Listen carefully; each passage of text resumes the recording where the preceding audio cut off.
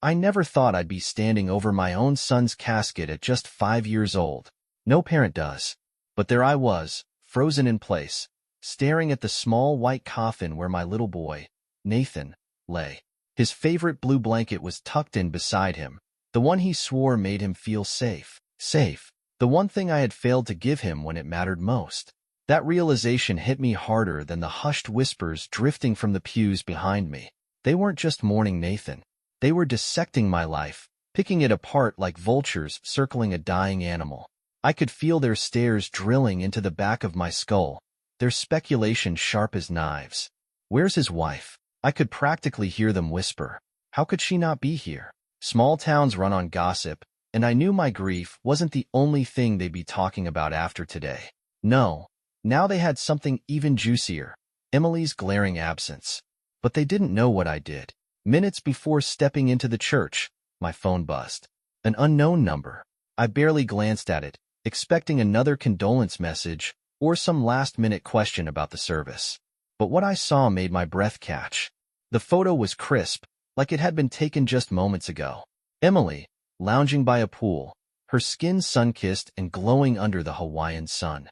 A man, young, tanned, and exuding smugness, had his arm draped lazily around her shoulders.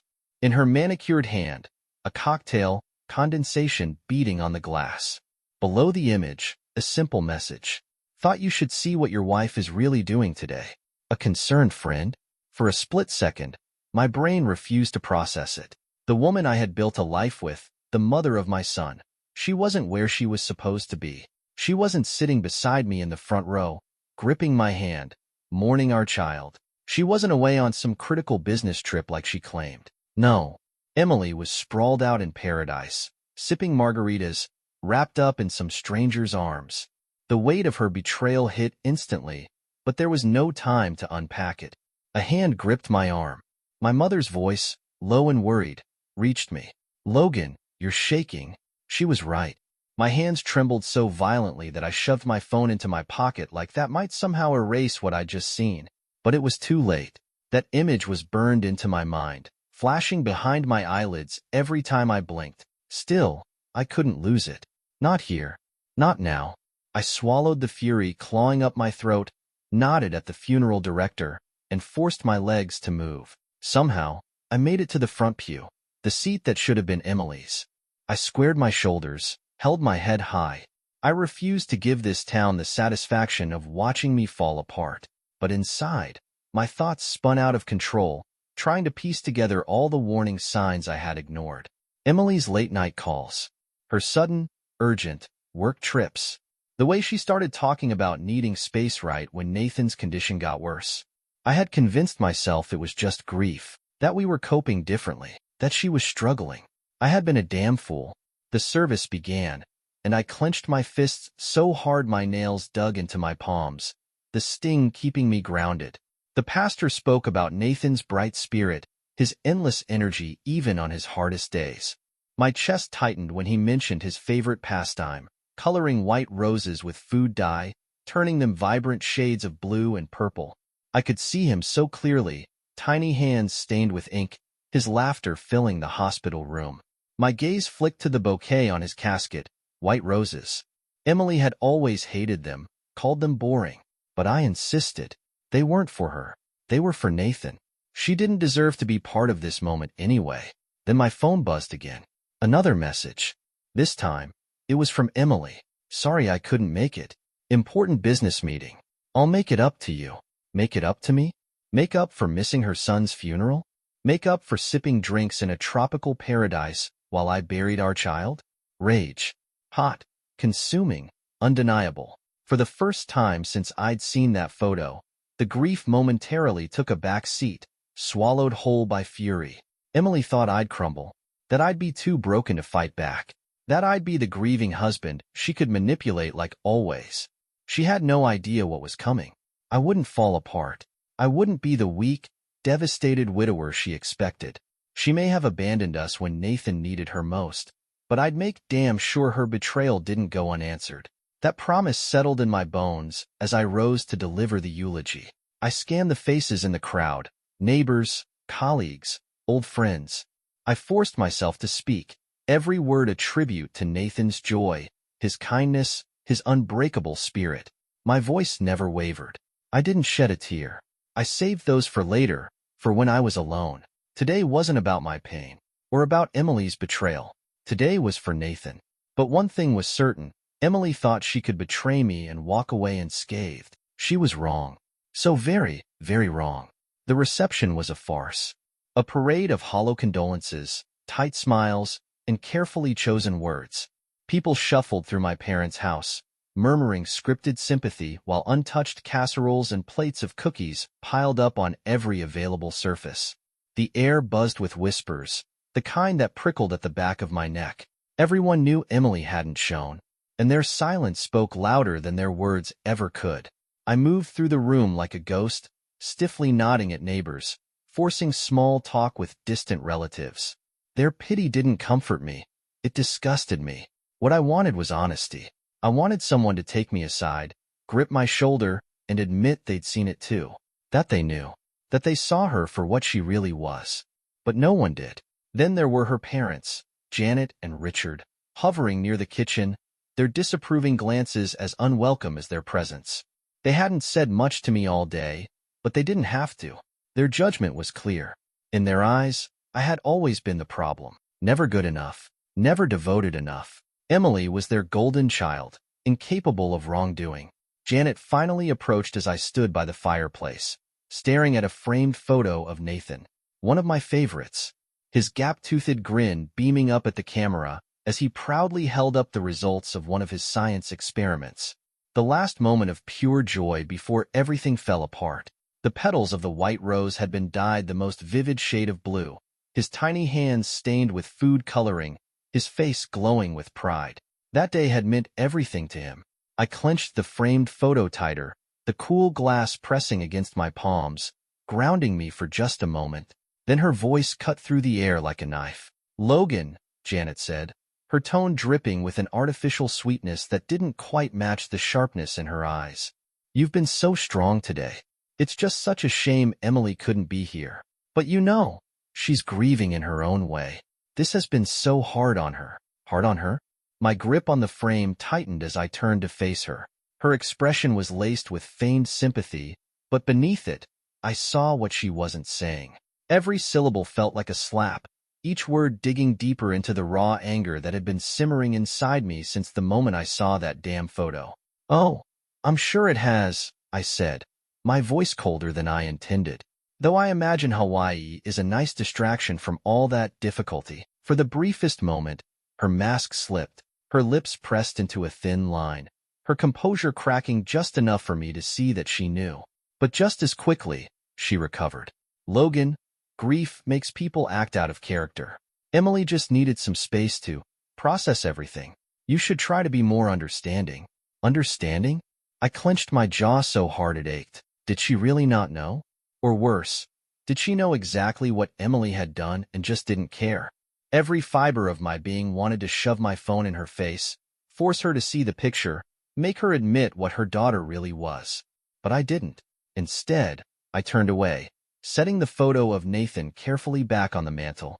My hands trembled, but I forced myself to take a slow breath. Then, just as the silence stretched too far, my mother stepped in beside me, her presence steady, anchoring me in a way nothing else could. "Janet," she said, her voice sharp enough to cut through the air.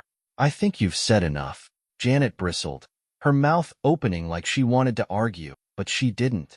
Instead, she turned and retreated to the kitchen, leaving me standing there, my mother's hand firm on my arm. "Don't let her get to you," Mom murmured, her voice low but certain. "She's just trying to deflect. She knows what Emily has done." That statement hit harder than I expected. "You think she knows?" My voice was barely above a whisper. My mother's gaze didn't waver. "She's her mother, Logan. Of course she knows." And just like that, the final piece clicked into place. This wasn't just Emily's betrayal. It was bigger than that. Janet and Richard had known all along.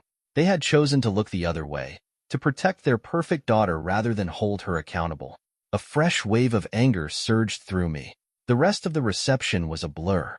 I barely registered the passing condolences, The repetitive murmurs of, "I'm so sorry for your loss."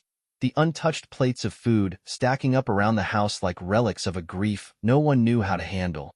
At some point, I escaped to my father's study, desperate for a moment of quiet.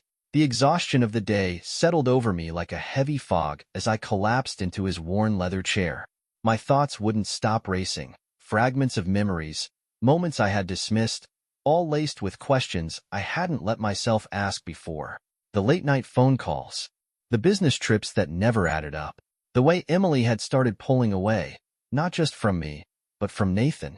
It had been subtle at first. A missed doctor's appointment here, a bedtime story forgotten there.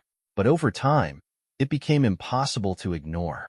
She had been absent, physically, emotionally, and like an idiot, I had convinced myself it was just stress. I pulled out my phone, and there it was.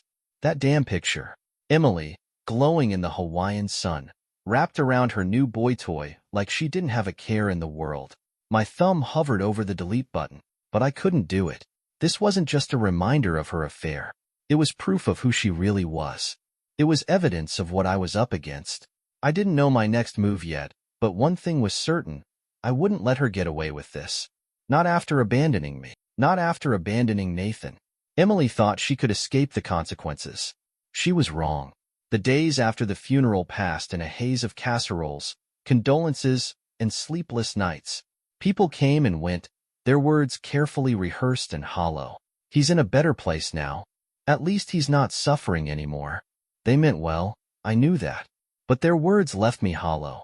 What better place could there be than in my arms? Laughing at cartoons? Begging for pancakes for dinner? Grief clung to me like a second skin. But underneath it, something else churned. A storm of anger, waiting to break. Because while I was here, drowning in loss, Emily wasn't just absent from her son's funeral. She was celebrating her freedom. Like Nathan's death had been nothing more than a ticket to paradise. I couldn't sit still. I had to do something. So I distracted myself by sorting through Nathan's room, hoping that keeping busy would dull the pain. I picked up his favorite stuffed penguin, its body slightly lopsided from years of love. He had carried it everywhere, even to the hospital. As I placed it carefully on his pillow, something caught my eye. A stack of papers, haphazardly left on Emily's desk. That alone was odd. Emily was meticulous. Lists, schedules, color-coded organization. She never left anything out of place. Curiosity, or maybe something deeper, pulled me toward them. I flipped over the top sheet and felt my blood turn to ice. A life insurance policy. Nathan's name printed in bold at the top. Emily's name listed as the sole beneficiary. My pulse thundered as I scanned the document. $1 million policy, taken out just 6 months after Nathan's diagnosis. I had never been consulted. Never even seen these papers before. Then I saw the amendment. Weeks before Nathan died, Emily had removed me as a beneficiary. Her signature was right there. A final, smug betrayal inked onto paper. My hands shook as I rifled through the stack, uncovering receipts. Loan withdrawals against the policy. She had been spending it. On what? Plane tickets. Cocktails by the pool. Luxury for her and her new plaything. I sank into the chair, the weight of it crashing down on me all at once. This wasn't just betrayal. It was theft. Emily had stolen from our family, from Nathan. She had drained what was meant for his future to fund her escape. And that's when I realized Nathan's death hadn't just marked the end of his life. It had been the moment Emily decided to bury our marriage right alongside him. My phone buzzed, pulling me from my thoughts. An unlisted number. For a long moment, I just stared at it, my finger hovering over the screen. I debated ignoring it, but something told me I shouldn't. But something in my gut told me to answer. Hello. My voice came out rough, the weight of everything pressing down on me. I need to talk to you, a woman said. Her voice was unfamiliar, hesitant, but laced with urgency. It's about Emily. My grip on the phone tightened. Who is this? My name's Ava. She hesitated, like she was weighing how much to say. I know what she's been doing. I know about Hawaii. And I know you're not going to like what I have to tell you. My chest went tight. And why the hell should I trust you? You shouldn't, she admitted, her voice steady. But you should hear me out. Meet me at the coffee shop on Main. Now. The call cut off. I stared at the screen. The number already gone. Ava. The name didn't ring a bell. Part of me hesitated. What if this was a mistake? Some crank with too much time on her hands? But then there was the other part of me. The part that couldn't stop seeing that picture. Emily, laughing in the sun, draped over him. I needed answers. And whoever Ava was, she seemed to have them. I grabbed the folder of papers, stuffing it under my arm. If Ava had information, I'd be ready to confront her with proof of my own. The anger I'd been swallowing down since the funeral simmered just beneath my skin, threatening to boil over. As I walked out, I glanced back at Nathan's room. His penguin sat on the bed, a silent witness to everything falling apart. I promised him, right then and there, that I'd make this right. Whatever Ava had to say, whatever truth she carried, I was ready. Or at least, I thought I was. I had no idea this meeting wouldn't just confirm my worst suspicions. It would open the door to something far worse. Something I never could have imagined. The coffee shop on Main was exactly the kind of place Emily used to hate. Plain, unassuming, no overpriced drinks with elaborate names. The scent of burnt coffee beans and cheap pastries lingered in the air. A single glance around the room, and I spotted her. She was sitting at a corner table by the window, auburn hair pulled into a tight ponytail. She didn't fidget, didn't check her phone, just sat there, stirring her coffee in slow, deliberate circles. I walked over, dropping the folder onto the table with a dull thud as I slid into the chair across from her. She finally looked up, green eyes sharp and assessing. Didn't think you'd show. Her voice was low, steady. You have 5 minutes, I said, leaning back, arms crossed. Start talking. She raised an eyebrow, unfazed. Fair enough. I'll get straight to the point. Your wife, Emily, has been seeing my ex-boyfriend for over a year. The words hit like a punch to the gut, but I didn't flinch. I already know that, I said, my voice flat. Still, the bitterness bled through. Oh, you know? Her tone turned mocking, head tilting slightly. Do you know about the money? Or how they're planning to use it to start their little dream life together in Maui? I froze. What money? Ava leaned forward, her gaze narrowing. The life insurance policy. The $1 million payout Emily secured after she had your son's name removed from the documents. She promised half of it to Brandon, my ex, so they could buy a beachfront house together. My stomach twisted. I wanted to call her a liar, to shove my chair back and leave, but I didn't. Instead, I stayed, my fingers digging into the edge of the table. And how exactly do you know all this? She smirked, but it wasn't an amused smirk. It was humorless, laced with something cold. Brandon isn't exactly discreet. He's been bragging about it for weeks. At first, I thought he was full of shit. Emily always seemed too polished for a guy like him. But then he started showing me proof. She reached for her phone, scrolling with quick precision before sliding it across the table. Text messages filled the screen. Emily, the payout came through. It's more than enough. We'll be out of here by the end of the month. Brandon, Maui's waiting. Babe, just don't let him suspect anything. Emily, Logan's too broken to see straight. It's already done. I felt my breath catch in my throat. The Emily in those messages? I didn't recognize her. Cold, calculating, detached. I thought he was exaggerating, Ava continued. But then I found more. Bank transfers, flight itineraries, even a picture of the house they're planning to buy. She's been funneling the money into an account, with both their names on it. I forced myself to look up at her. My mind was racing. Why are you telling me this?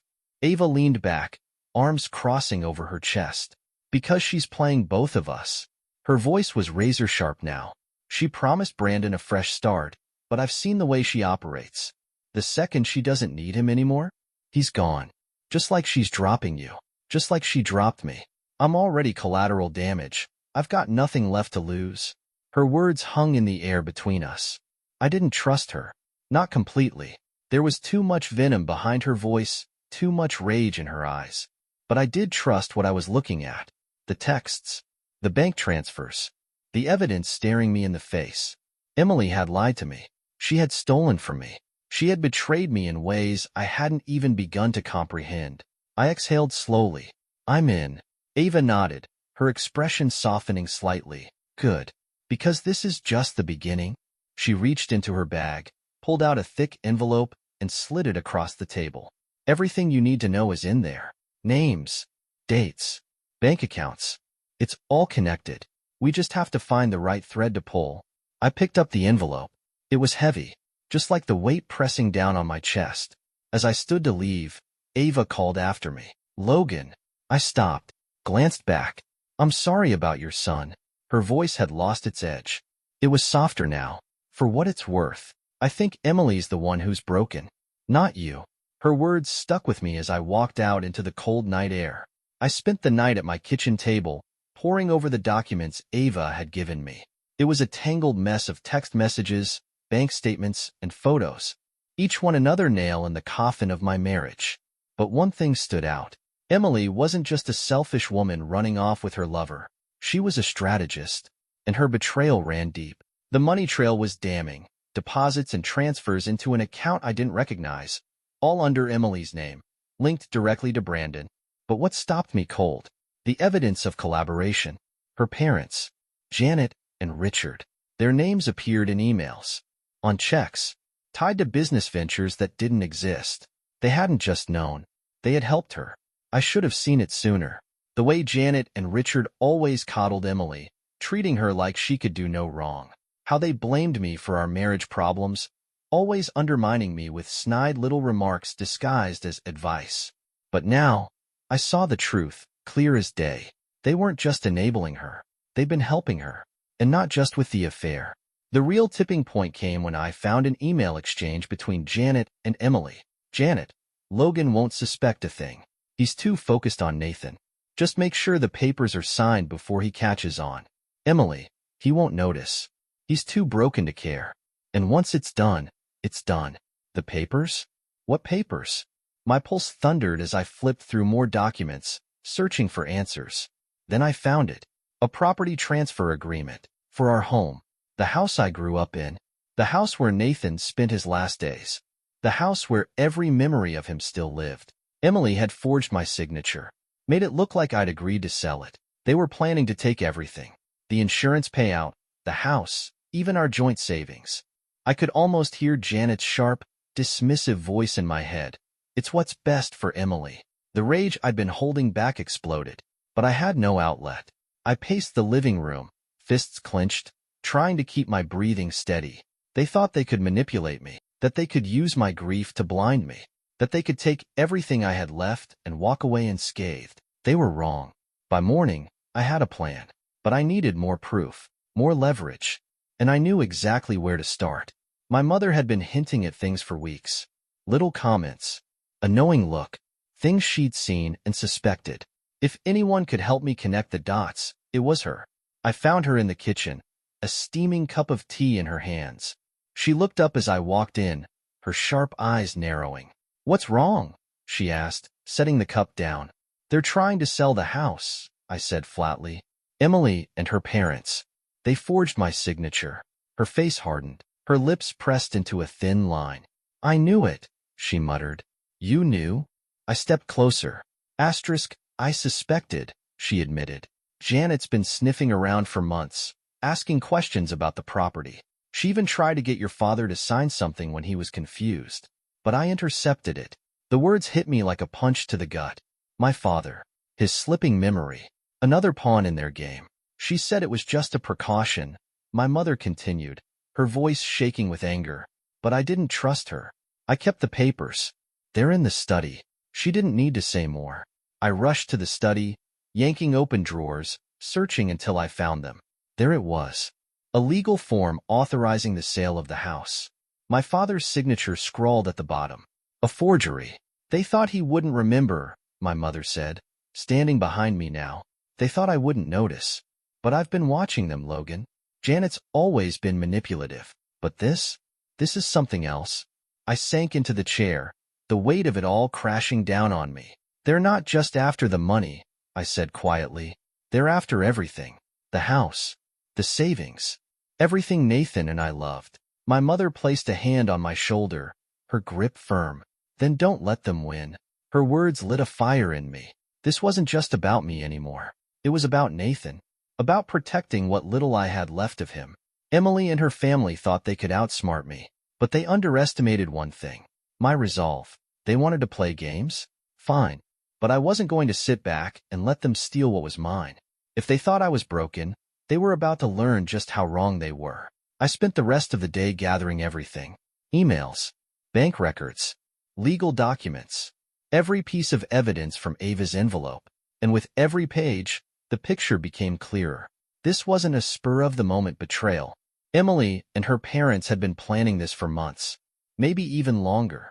They were careful, calculating, but they made mistakes, and I was going to exploit every single one of them. That night, I sat in Nathan's room, holding his stuffed penguin. "I'll fix this," I whispered into the darkness. "I promise you, buddy. I won't let them take what's ours." The storm inside me had calmed, but it hadn't faded. It had transformed into something colder, sharper. Emily and her family thought they could destroy me, but they'd forgotten one crucial thing. I wasn't just grieving. I was preparing. Emily believed she was untouchable. She thought her lies, her forged documents, the money funneled into secret accounts. She thought she had covered every angle, but she hadn't counted on me finding the cracks. And that's the thing about being underestimated. It gives you an advantage. After seeing how far she and her parents were willing to go, I realized something. I had to strike first. The house was the key. It wasn't just a property. It was a piece of my family's soul. My father built it with his own hands, one nail, one board at a time. It was where I grew up, where Nathan took his first steps, where we spent endless nights holding him through the worst of his illness. It was sacred. And Emily? She wanted to sell it, to bankroll her escape. That morning, I made a call. Marcus, an old friend. We'd known each other since high school. He went from our debate team's best strategist to a damn good lawyer. He owed me a favor, and now was the time to cash in. "Logan," Marcus said after I laid everything out. His tone was serious. "This is messy. If they forged your signature, we can fight the sale. But we need more than just your word. We need proof, witnesses, documents, something to show a pattern of deceit."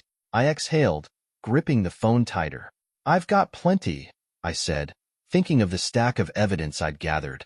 The forged documents, the emails, bank records. Even my mom can testify to what Janet tried to pull with my dad. "Good," Marcus said, "because we need to move fast. If they finalize the sale before we act, undoing it will be a nightmare. Let me pull some strings, dig into the legal filings. In the meantime, gather everything you can. Don't leave anything to chance." I nodded, even though he couldn't see me. "I won't." This wasn't just about money. This was about taking back control, about making sure they lost. Emily and her family thought they could ruin me, but they had no idea what was coming. The silence stretched on, thick and suffocating. Vanessa glanced at her mother, but for once, Diana had nothing to say. No reassuring words, no snide remarks, just silence. "You thought I'd roll over and let you win?" My voice was low, steady. "You underestimated me. You always have. But it ends now." Diana opened her mouth to respond, but before she could get a word out, the door swung open. Marcus stepped in, holding a stack of legal documents. "Sorry I'm late," he said casually. "I was just at the courthouse filing an injunction to freeze all property transactions tied to this house." He dropped the papers onto the table, then turned to the realtor. "You might want to walk away from this deal. It's about to get messy." The realtor didn't hesitate. "I think that's my cue to leave," he muttered, grabbing his briefcase and practically bolting out the door. With him gone, I turned back to Vanessa and Diana. "You have two choices," I said. "You can walk away now, leave this house and whatever scheme you had planned behind, or you can fight me. And if you do, I'll make damn sure you both end up in court, with your names splashed across every newspaper in town." Vanessa stared at me, her usual mask of control slipping for the first time. For the first time, I saw fear in her eyes. Diana, though, wasn't ready to back down. "You're bluffing," she spat. I held her gaze. "Try me." Vanessa grabbed her mother's arm. "Mom, stop. He's not bluffing." Diana hesitated, but the look in Vanessa's eyes convinced her. Without another word, they got up and left. Their once confident strides were now uncertain, shaky. As the door clicked shut behind them, I let out a breath I hadn't realized I was holding. Marcus clapped me on the back. You did good, he said. But I wasn't celebrating just yet. This was only one battle. The war wasn't over. The moment Vanessa and Diana walked out of the realtor's office, the fallout began. Gone was their smugness, their carefully curated facade. They had thought they were untouchable.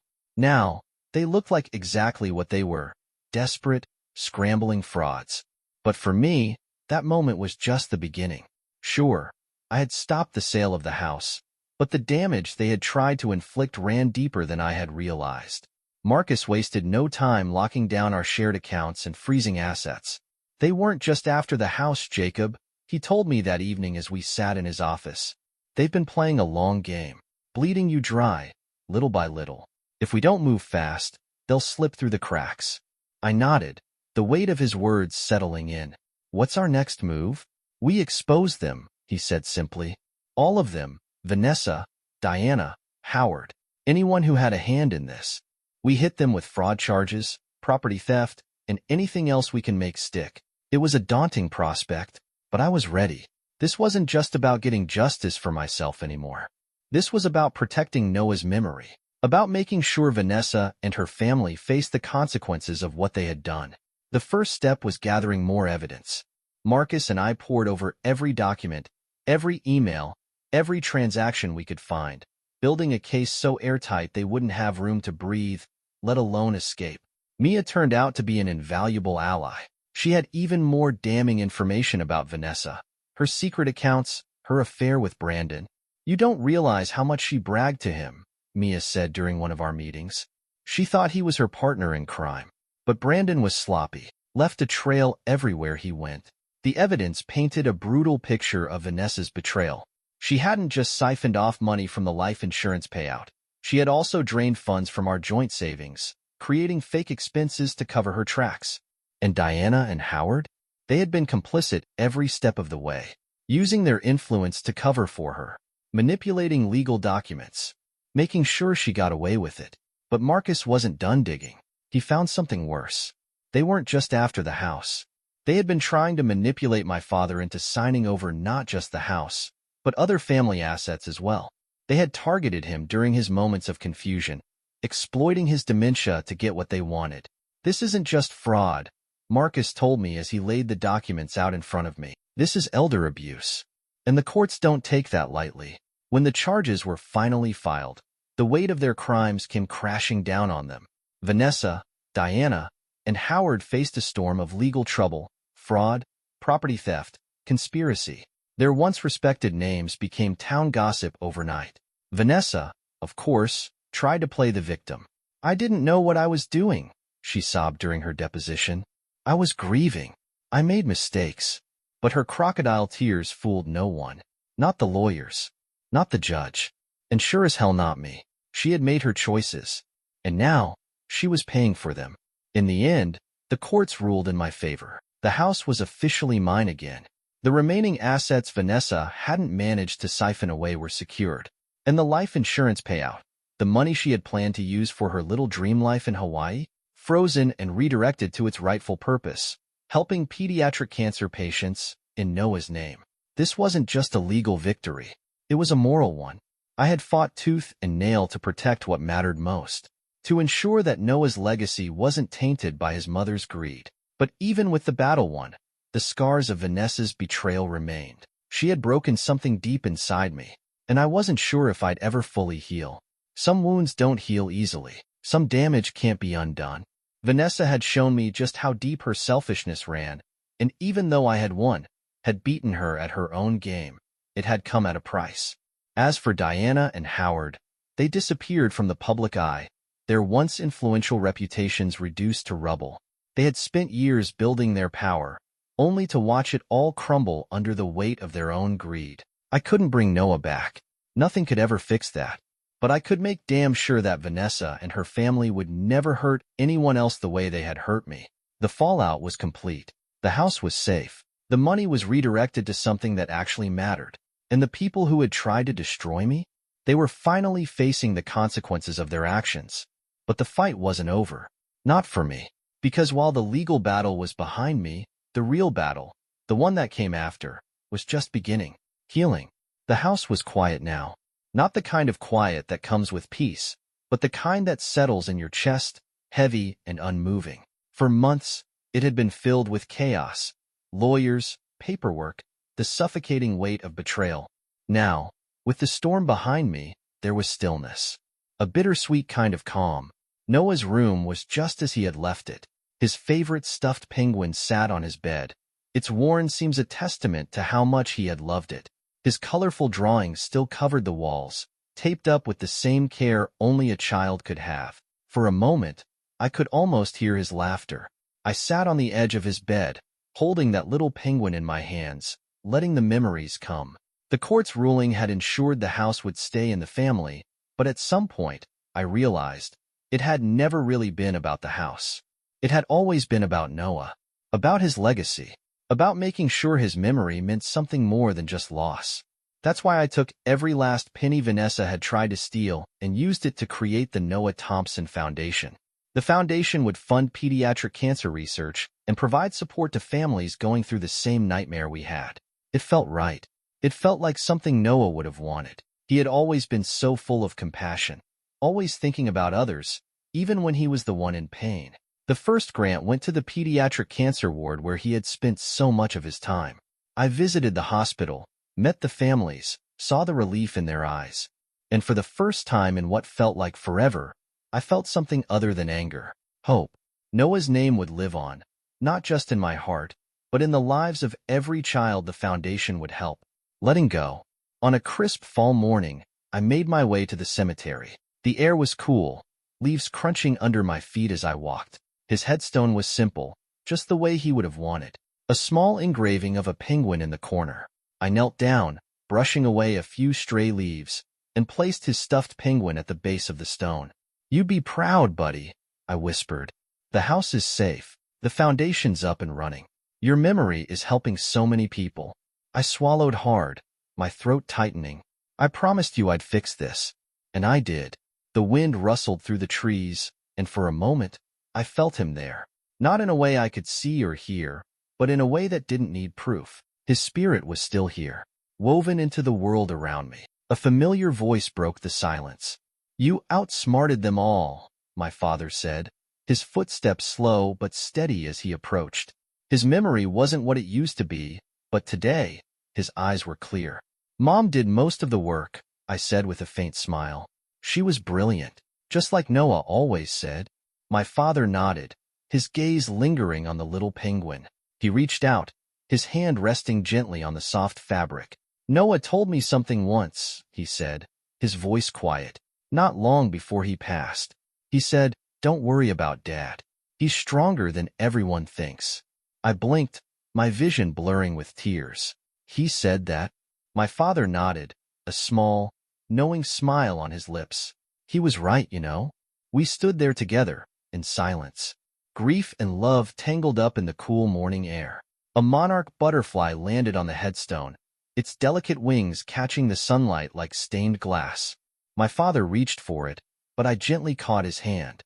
"Let it be," I whispered. We watched as the butterfly took flight, spiraling upward, disappearing into the sky. And I understood, maybe for the first time, true strength wasn't in revenge. It wasn't in winning. It was in letting go. I slipped an arm around my father's shoulders, guiding him back toward the car. "Pancakes?" I asked, my voice lighter than it had been in a long time. His face lit up, a rare moment of clarity breaking through. "Pancakes," he said. "Noah always loved pancakes." "Yeah," I murmured, my heart full of something bittersweet. "He did." As we walked away, I glanced back at the little penguin standing guard at Noah's grave. It wasn't just a stuffed animal. It was a reminder of him, of everything we had fought for, and of what came next. The butterfly had shown me the way forward. It wasn't about forgetting the pain. It was about honoring the love that came with it. And as I drove home with my father, the weight of the past finally began to lift. Noah was gone, but his spirit remained, guiding me toward a life where love and resilience could exist alongside loss. It wasn't triumph, it was survival. And for the first time in a long, long time, it felt like enough.